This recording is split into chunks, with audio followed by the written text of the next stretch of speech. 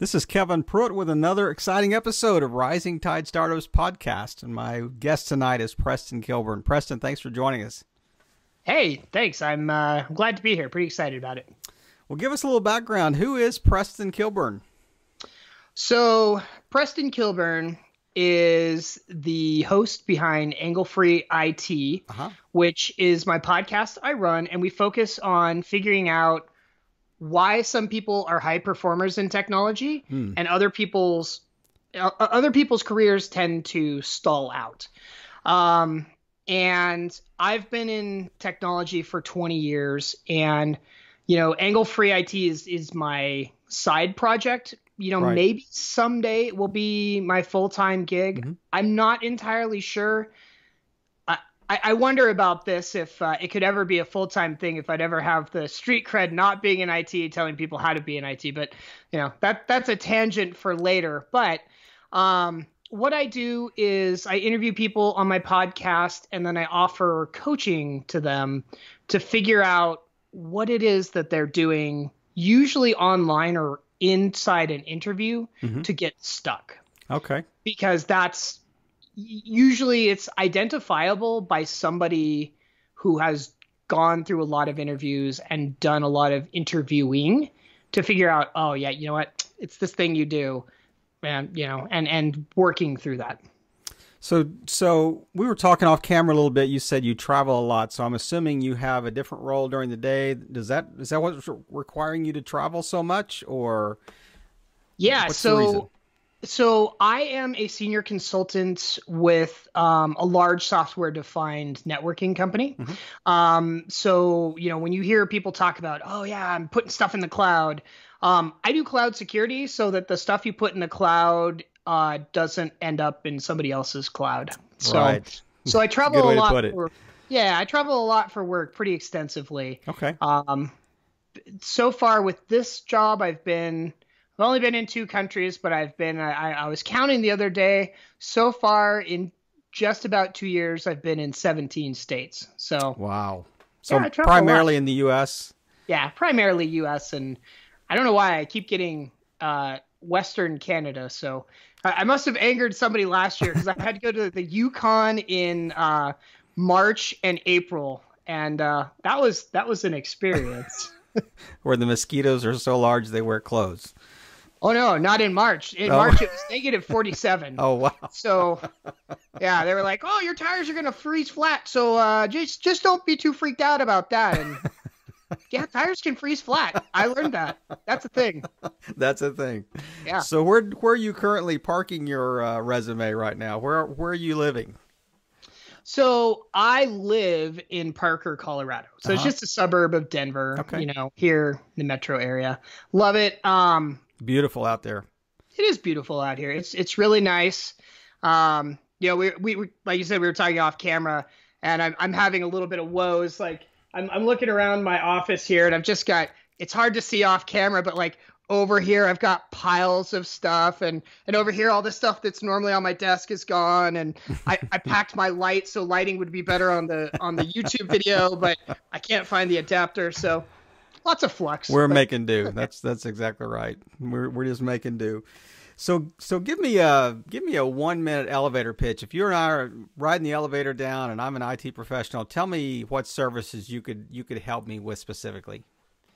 So I can help you isolate why it is that you may be stuck, or help figure out what steps you need to take to get to the next level. The reason I started doing AngleFree IT was, number one, to help more people, because, I can only coach people every so often, right? I travel, right, and thank God for the internet, because I can do a lot with the Zoom. That's my primary medium, other than the podcast. But, there's a lot of very basic things that people tend to get stuck in their own head. They tend to have, I love the Zig Ziglar quote of stinkin' thinking. They tend to get, as we progress and get older, this happens more frequently when, we get older in our career. Sure. People tend to think, yeah, I got this, I'm good. And they stop learning stuff. And it's sort of breaking out of that comfort zone. And I'm not a technical trainer, but what I do is I sit down with people and I say, okay, what is it that you do? Because in technology, especially with men, there's this tendency, and I know because I suffered from this, you wrap your whole identity around, I have this job title, right? And this is what I do for this even one outside company. of IT. Oh, yeah. Whatever that is, yeah. Yeah. And so this is what I do, and my whole identity is wrapped up around this thing that I do. And then the thought of changing that is so paralyzing and terrifying. But the flip side of the reality is, and especially in technology, if you're somewhere and you haven't been promoted or changed groups or like been moved from one project to another in 2 years, statistically, after 10 years, you are making 50% less. 50% less. This 50% less than you were making, or 50% less than your peers?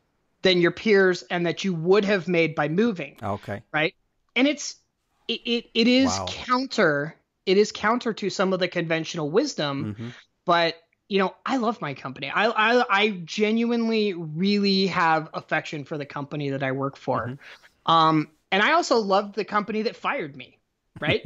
But the matter of the fact is if you are not constantly growing and striving within technology and staying on the top of the wave, you fall down and you get crushed by the wave. Yeah. And that's what happened to me.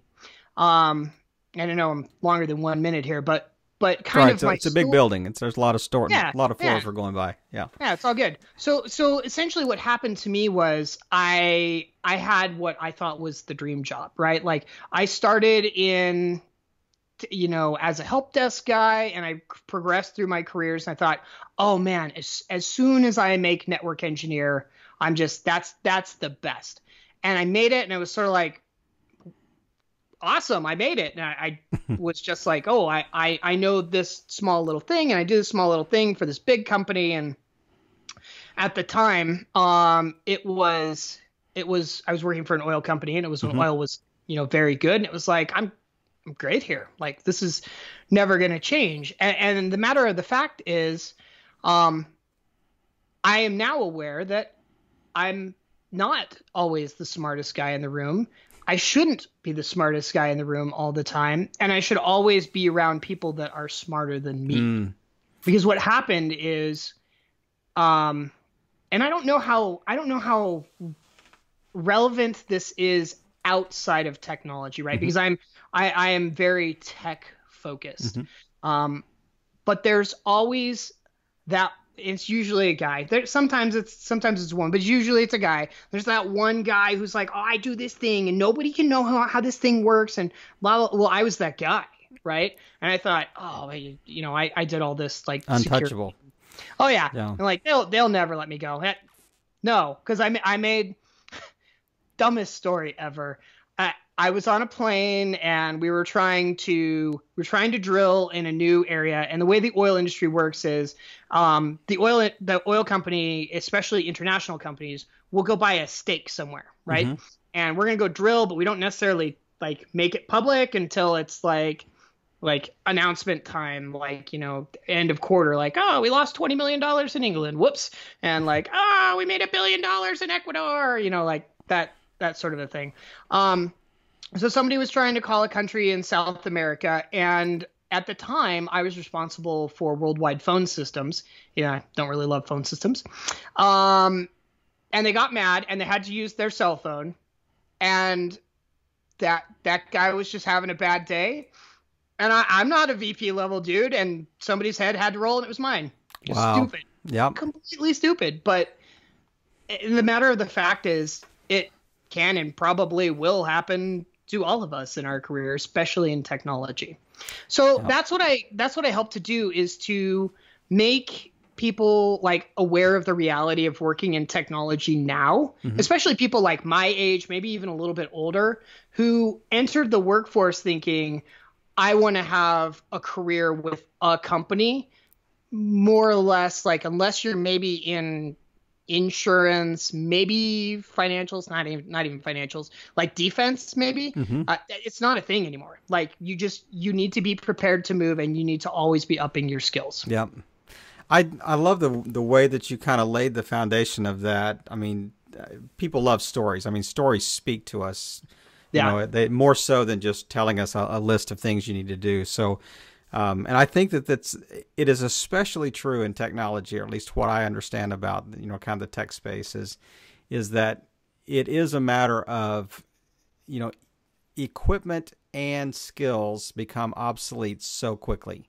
You know, it's an incredibly changing environment. I mean, at one time I know that RAM was doubling every 6 months, or the capacity was doubling. You know, storage capacity was doubling every 6 months, and I mean, that's just an industry that's just at warp speed, you know, to keep up with, and it's impossible to keep up with everything. So you do have to specialize now in something. I mean, and as you said, you're in network security or cloud security or whatever. So I appreciate you laying that groundwork, and just the whole idea of you coaching from not only work experience but also life experience. I mean, that's a great combination of those two things. And it's, you know, your experience of interviewing probably for a number of jobs once you lost that other job until you got the next one. And also just probably going through the process of maybe even hiring people in previous jobs as you interviewed people that would work under you. You know, what did they do wrong, you know, in the interview? What magic word did they say that right then you made a note on a little sticky note as you were talking to them and said, nope, you know, because they said or did the wrong thing at the wrong time. So that's just a good, I love the way you laid that foundation. So did you have something else you want to add to that? Well, yeah, no, you asked about what do people do wrong. And it's funny. I tend to ask that question with a lot of the people I interview on my podcast, because one thing I really value is diversity of thought. Right. So I really try very hard to make sure that it's not the middle-aged white dude tech podcast, right? Because that podcast already exists. And the fact of the matter is technology is and will change to meet what is going on in the world, right? I have counterparts in Asia, in Africa, in Europe, and I try and get those people on my podcast to understand what their market is like. But, you know, you ask, like, what are the things that people can do? I have a checklist on my website that I use, you know, sort of to build my email list. And it was one of the first things that I made. And it's an interview prep kit. And there are like all these things that people just like, I know there was a time in my life that I just didn't realize this stuff, but people don't realize things. And I have this weird customer facing pseudo sales role right now. Right. So I go through a lot of sales training, a lot of presentation training. And it just has opened my eyes up to so many little stupid things that people do that normally, like, you and I are having a conversation right now. It would be noticeable, but it wouldn't be noticeable, right? If I look down right now and I'm staring at my watch, right? It's a smartwatch for those on the podcast.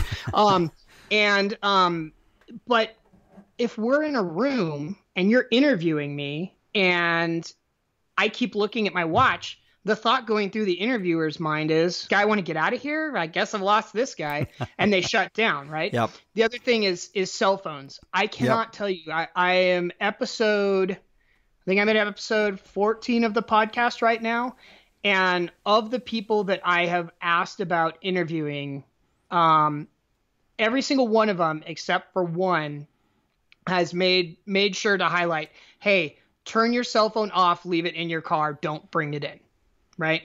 I mean, and that is absolutely 100%. I think that's true. Yeah.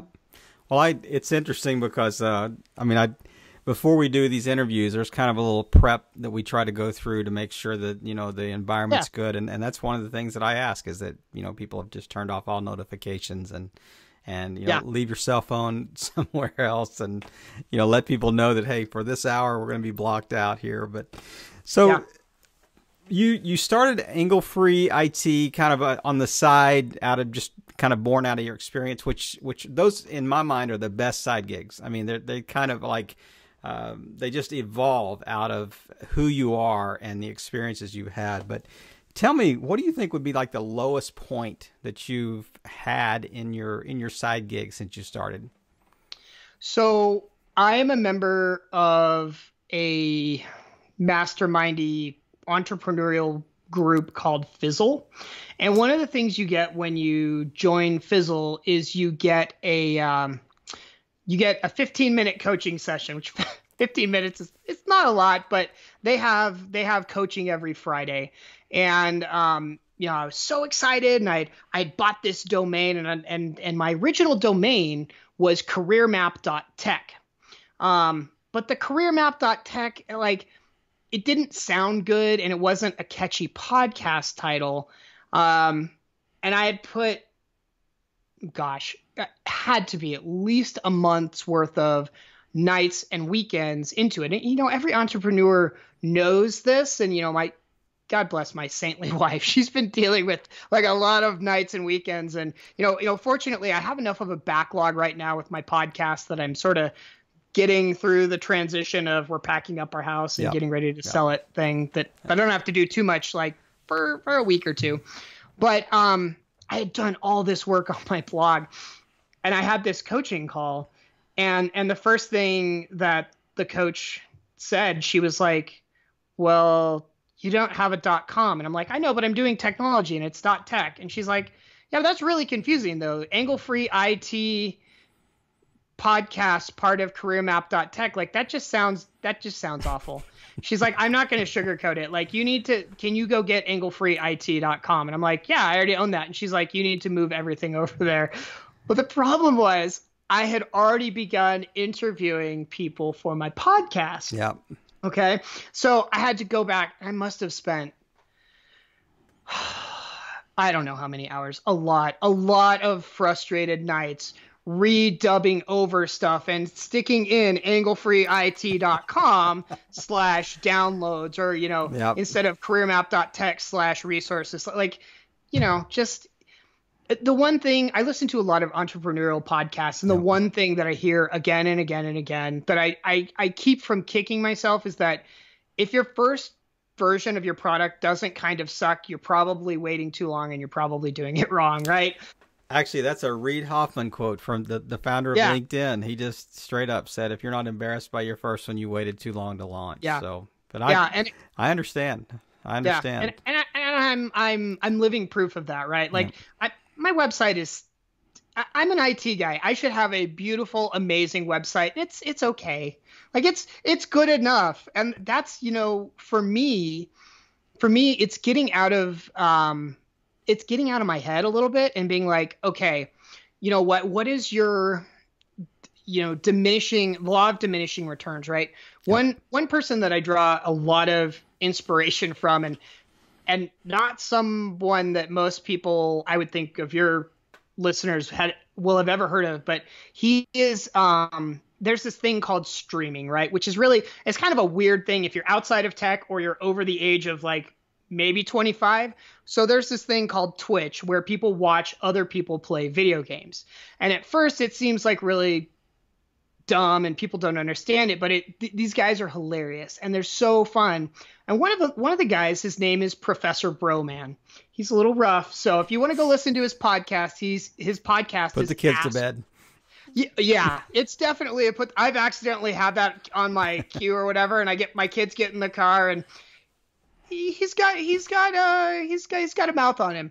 But what I love about his podcast is he's all about, here's how you build your community. Here's how you don't get ripped off by handing control of your IP to other people. And you know what? Sometimes it sucks to suck at something, but you need to suck at that thing to realize that you can find somebody better, or to figure out how to hire somebody else who doesn't suck at that thing because you already know what it looks like to suck. Yeah.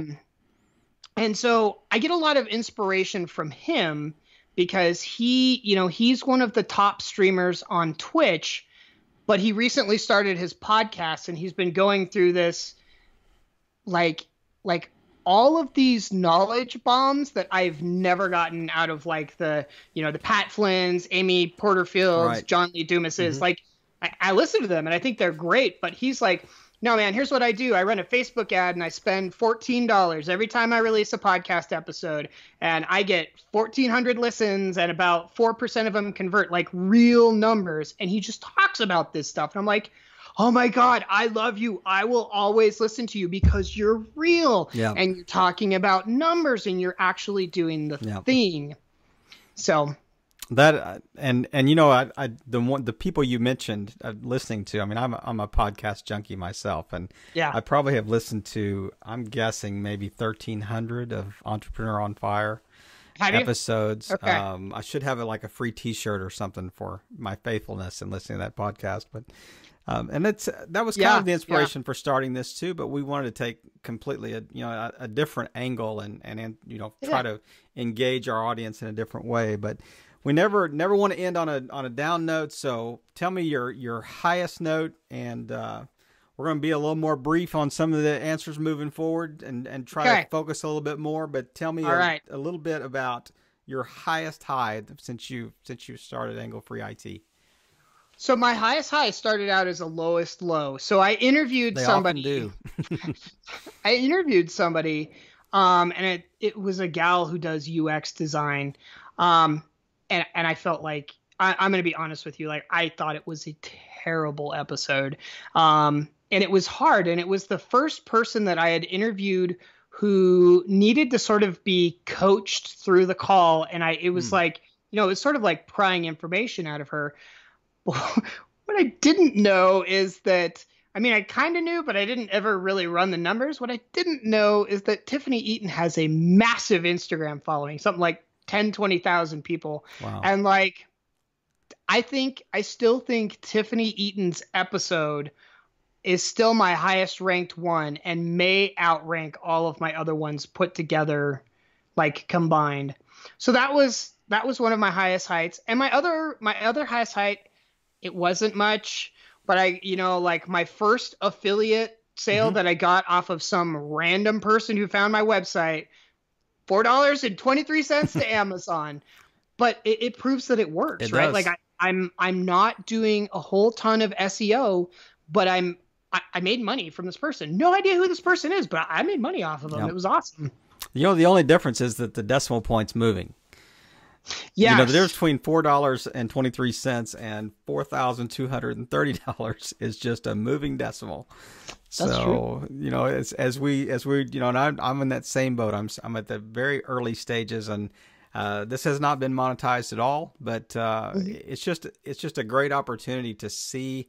It's kind of a proof of concept to see if there are people out there that want to listen to interviews like this, and they're engaged in it. And I certainly know that people are interested, because we do get feedback, and not only just through our direct feedback, but also, like you said, through the networks of those that we interview, and I'm very grateful for that as well. But so one of the things that is unique about our podcast is we do want to engage our listening audience, to offer feedback to one or two pain points that each guest lists during their interview. So tell me one or two of your greatest obstacles that you faced since you started AngleFree IT that our listeners may be able to speak into.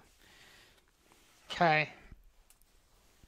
I would say one of my greatest obstacles is the automation of administrative, I will just call it crap. Yep. That is not my strength. I just want to help people. It's awesome if I get paid for it. But when I do things like, set up my guest interviews, like I literally automate things for a day job. Like that is what I go do. So I've been working on that process. So, trying to figure out how do I handle administrative clerical type things for booking guests, Mm-hmm. that's hard. And I have Acuity and I have Zapier and I have Zoom and I've got them all linked together, but it just feels like if you've ever seen a house that's had like 7 or 8 remodels and just doesn't look right, it just doesn't feel right, right? It's a little bit disjointed. Hey, So I feel you, brother. yeah, that's a pain point. And the other thing that I struggle with, and it might just all be in my head, my second one is I really struggle with, should I be using Hootsuite, which is what I'm currently Mm-hmm. using, or Buffer, or whatever, fill in Right. the tool name. Right. Or should I be organically going into those clients and posting each one? Because a core tenet that I talk about a lot on my podcast is I can make more money. I continuously make more money. I cannot make more time, right? And so those tools give me a lot more time, but I'm wondering, and I don't know how to pull the numbers and see if my engagement is lower when I use them. But Yeah. I feel like, and this is just a gut feeling, and I have zero scientific backup for it, but I feel like I have less engagement now than when I was doing it the hard way, right? Like for every episode, I make a little graphic through Adobe Spark, Mm-hmm. right? And I put the quote of the person that I really like from my podcast and their name in the episode, and then I upload it to Instagram, Facebook, LinkedIn, and Twitter. And I feel like when I did it natively, I got better feedback. So I would love to hear what other people think, if Yeah. it's, Those are I don't know. two great. The first one, it's amazing how often that comes up Yeah. in the, as far as the obstacles are concerned, that in the interviews that we've had and interviews I've heard on other shows. I mean, the second one that's a unique one. That's one we have not had yet, and I'll be really interested to see what our listeners. Because we do have people that are very adept at social media that we've interviewed, and also I know that are listening. So that will be great to hear what they have to say. So Yeah, I find that in the entrepreneurial circles, especially like some of the Facebook and LinkedIn groups that I'm in, Yep. it's, man, Hootsuite and Buffer, they're kind of like cilantro. You either love them or you hate them. Yep. Like it doesn't seem like there's an in between, and it might be Coke versus Pepsi. You just choose one and you stick with it. Yep. You have dying affection. I don't know. I think that your point in life and point in time in your business determines if those services are actually working for you or against you as well. So it might depend on where you are in kind of like the life cycle of your business. But That's an interesting point. As we get to the kind of the last phase of our interview, we like to drill a little bit down here and just kind of try to really kind of peel back the layers and get inside your head and just ask some real questions to get to know you just a little better in the process of our interview. But so tell me, other than the guy that does the video games online, what was his name again? Professor Broman. Professor Broman. Other Professor Broman, who's someone online that really inspires you? Somebody who really inspires me that I don't know if a lot of people have heard of them, but it's actually a former customer's wife, and her name is Carrie Mirabal, Mirabal, and I've followed her for years and years online, and she helps women, men too, but she's all about networking and leveraging your network and, getting business results out of it. So if you're a tech person, if you're a salesperson, if you're whatever, and she's just really inspirational, and she has a lot of really cool things to share. Does she like walk around in a t-shirt that says your net worth or your network is your net worth? I don't think so. I've heard that on dozens of podcasts. I mean, people use that it's phrase. Totally true. It's Yeah. totally true. Yeah. And, especially, just sort of dovetailing a little bit, I'll come back, I promise, because I know we're on a time constraint. But in tech, a lot of people really undervalue their LinkedIn connections. And I bet. I don't talk to recruiters anymore. I haven't had to do that for 5 years because I am passively recruited through my LinkedIn network. Yep. And like the job offers now come to me because I've developed the skills to figure out how to do that. So, and that's all network. 100%. Well, we will have the show notes with your links in there, but if there is anything else that you would like to add that you think would be a useful service to our listeners, please make sure that you send that to me as well, and I'll make sure that's included in the show notes. Sure. What's a like a one-line life quote that you like to that really guides you, that you may have taped up on your wall or something that you kind of refer back to often? I repeat it almost every podcast. I can make more money, but I can't make more time. So I'm really cautious about not wasting my time. I love video games. I used to play a lot of video games. I'm good at them, and it's my recreation. Mm-hmm. But it dawned on me, like, how much is Call of Duty worth to me? I mean, is it really worth 10 hours a week? No, it's not. I mean, maybe 20 minutes or something. But when I look at my time as a precious commodity, I value it a lot more. So yeah, that's good. That is really good. And I think as we're married, kids, all the pressures of life, I think that it causes you to reevaluate just continually in that phase. So if you could go back a couple of years, kind of pre-AngleFree IT days, what's one piece of advice that you would give yourself now that you think would also be germane to our listening audience, that would have really helped you if you would have known that a couple of years ago? I see the IT gears turning. Yeah, it's weird because I would say for 70% of all jobs, it's 100% true. It's not what you know, it's who you know.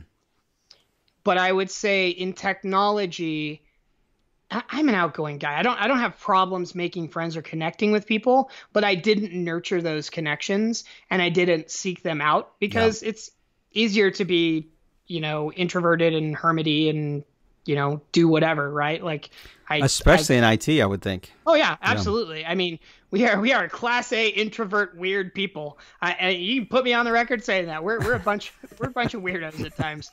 But in IT, it's who you know that knows what you know. Right? That's good. So one thing that I encourage my listeners to do in the tech field is to go to meetups and meet people, because 70% of all technology jobs never make it to a posting. They never make it to a recruiter. Yep. It's like, hey, I've got my friend Preston. He knows a lot about DevOps. That guy is sharp. He works for VMware. We should hire him. Like that, and that's the thing. That happens to me all the time because I know all these people and I go to meetups and I nurture my relationships.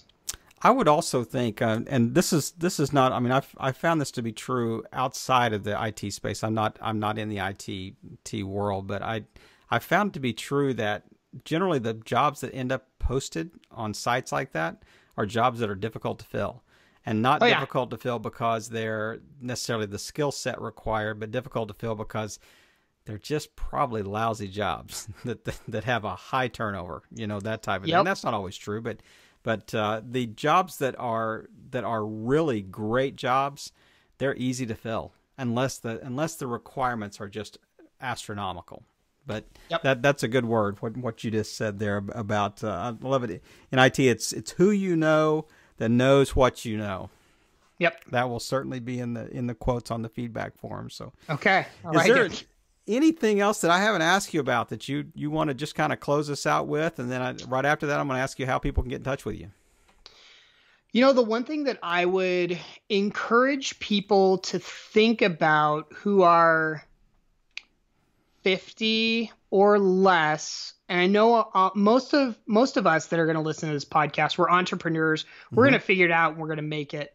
But if for some reason people are listening who are just sort of, just interested in listening and they think they'll always maintain that job, if you are even remotely connected to technology, you need to start learning programming because within a matter, I will say at least within 20 years, maybe even closer, within 10 years, 75, 80, 90% of the jobs that are going to be out there are going to be as software, right? I used to install these ludicrously complex little network switches and stuff. Now people just buy these things, they plug in the cables, and it just Just it's works. configured, Yeah. right? And it's configured by software by smart guys like me who are just programmers. Yeah. At the heart of it, like I have gone from being a hardware guy to a software guy. So if you're in technology, you, pick a language, learn it, get pretty okay, goodish at it, move to the next language, learn it, get pretty okay, goodish at it, move to the next one, because that's how you stay relevant. That's a good word. That's a great word to end on. And Preston, tell us how we can find you online. You can find me at https anglefreeit.com. In case you can't spell, I also bought AngleFree IT because people have a hard time with Angle. So that is AngleFreeit.com. And then I'm on Instagram, Twitter, LinkedIn, YouTube, like all the things. Social networks. I'm on all the things as at AngleFree IT or just AngleFree IT. Okay. I think Nike probably has NICKE too as their domain name. Probably. So. I'm pretty sure. Preston, thank you so much for being with us tonight. And listening audience, now's your chance to speak into these pain points that were mentioned, and they will be on our feedback form on our website.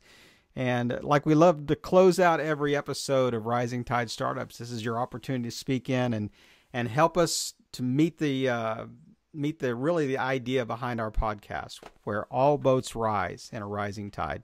Preston, thanks again for joining us. Thank you for having me.